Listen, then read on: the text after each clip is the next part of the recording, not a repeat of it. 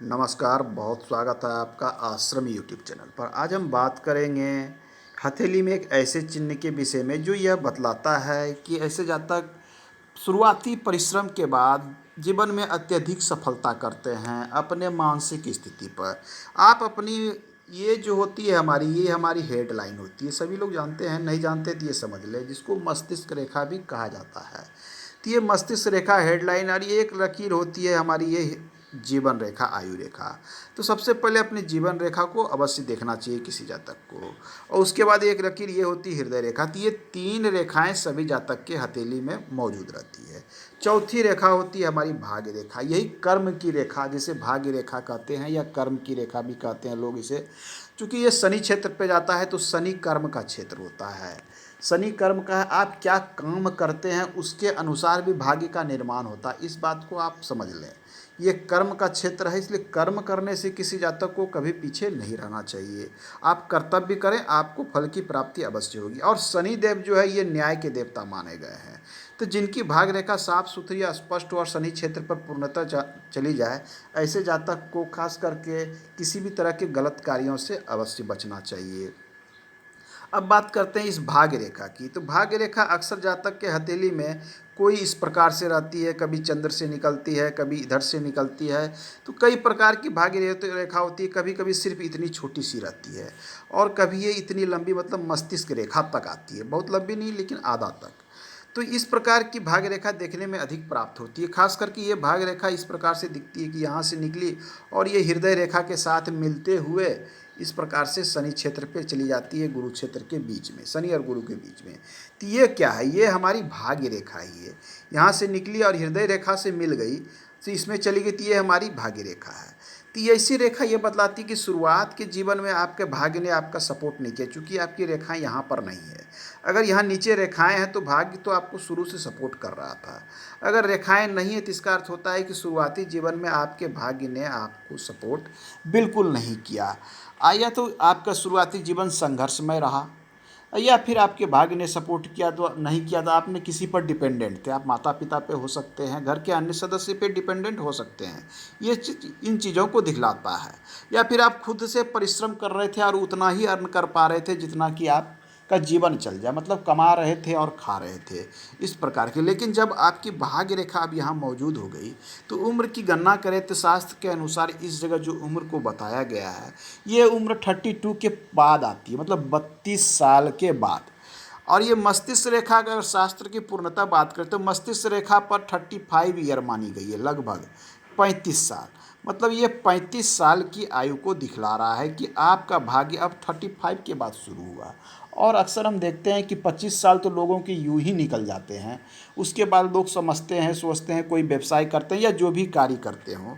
तो अब इनकी जो यहाँ से जो मस्तिष्क से निकलना, हेडलाइन से निकलना, माने आपकी सोच से निकलना, आपकी बौद्धिक क्षमता से निकलना। मस्तिष्क रेखा आपके मानसिक शक्ति को दिखलाता है। इस बात पे विशेष ध्यान देना है, क्योंकि आपकी मानसिक शक्ति, कोई भी व्यक्ति जीवन में कितनी उन्नति करेगा वो उसकी मानसिक शक्ति बतलाती है। आपने देखा होगा बहुत लोग बहुत संपन्न है, लेकिन मस्तिष्क रूप से अगर वो सबल नहीं है, कुछ कर नहीं सकते हैं, तो वो अपना जीवन काटते हैं।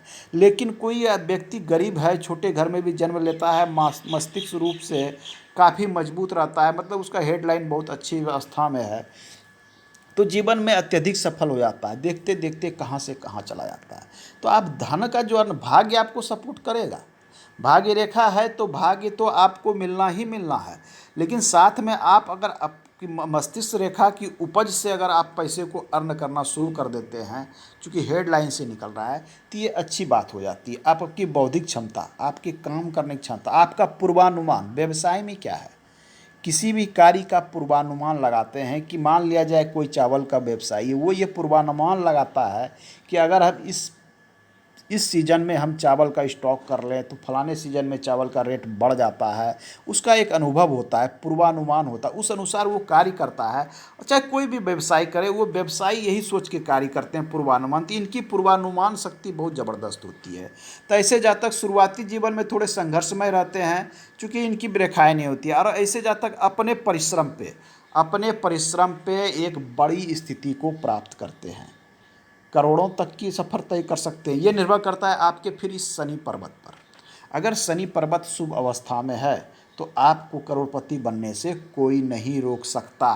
करोड़पति का अर्थ होता है वो एक पर 7 जीरो, 1 2 3 4 5 6 7, 7 जीरो होता है। मतलब करोड़पति बनने से कोई नहीं रोक सकता। लेकिन आपके शनि पर्वत पर इतना अधिक निर्भर ये हो जाता है, चूँकि शनि कर्म का क्षेत्र है, शनि न्याय के देवता हैं। आपका कर्म अगर मान लीजिए शनि आपका ये कितना अच्छा है, ये आपको देखने से इसलिए पता चलेगा कि अगर यहाँ दबा हुआ है, गड्ढा है, तो शनि को आप कमज़ोर स्थिति में मान सकते हैं। अगर गड्ढा अत्यधिक है तो हो सकता है कि अशुभ अवस्था में भी हो, तो अशुभ अवस्था का शनि अच्छा नहीं होता है। कमज़ोर है तो कमज़ोर को सुधारा जा सकता है, लेकिन अशुभ को सुधारना में थोड़ी समस्या उत्पन्न होती है। आइए बात करते हैं, अगर शनि सामान्य अवस्था में हो या शुभ अवस्था में, तो दोनों अवस्था बहुत अच्छे होते हैं। सामान्य और शुभ अवस्था में ये पूर्णतः अपने ये भाग्य रेखा पूर्ण फल देगा। पूर्ण मतलब 100% फल देगा। अब आए कि आप अपने मस्तिष्क से परिश्रम कीजिएगा और आपके सारे पूर्वानुमान, सारे लक्ष्य, हर सोच, व्यवसाय की सोच, कार्य करने का सोच बिल्कुल सटीक बैठते चला जाएगा और देखते ही देखते आप जीवन में आगे बढ़ते चले जाइएगा। तो इस प्रकार की भाग्य रेखा विशेष लाभ देती है, जातक करोड़पति भी बनते हैं। लोगों को ये नहीं घबराना चाहिए कि मेरे हथेली में छोटी सी भाग्य रेखा है। निर्भर करती है कि भाग्य रेखा कितनी साफ सुथरी और स्पष्ट है। ये रेखा जितनी साफ सुथरी और स्पष्ट होगी, इसके फल उतने ही अधिक शुभ प्राप्त होते हैं। साथ में इनकी निकलने की जगह देखी जाती है, ये राहु का क्षेत्र है। ये क्षेत्र भी, इस क्षेत्र पर भी बहुत निर्भर करता है कि ये क्षेत्र अगर शुभ अवस्था में है तो बहुत कुछ शुभ होगा। राहु से निकला हुआ भाग्य रेखा ज़बरदस्त लाभ देता है अगर राहु शुभ स्थिति में हो। राहु अगर अशुभ है, कमज़ोर है, तो इसके शुभ परिणाम में कमी आ जाती है। तो आज के अंक में हम इतना ही, मिलते हैं अगले अंक में, पुनः बात करेंगे। धन्यवाद।